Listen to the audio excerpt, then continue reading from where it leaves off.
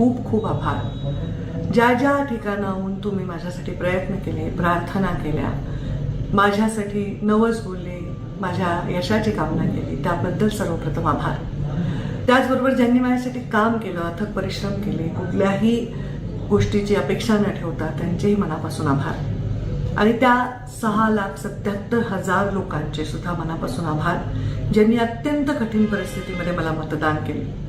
या देशामध्ये सगळ्यात कमी मतांनी निवडून आलेली जागा ही बीडची असेल आणि सर्वात कमी मतांनी पडलेली मला वाटतं पहिली का दुसऱ्या नंबरला माझी जागा असेल।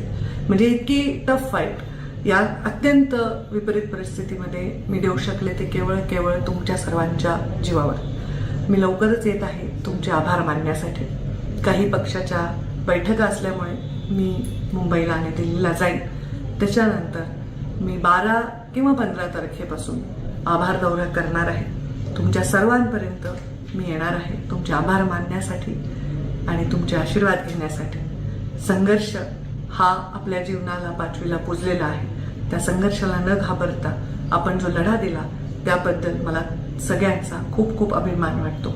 मी 12 तारखेपासून किंवा 15 तारखेपासून समस्त बीड जिल्ह्यात 11ही तालुक्यामध्ये सामान्य माणसांचे, सामान्य जनतेचे आभार मानण्यासाठी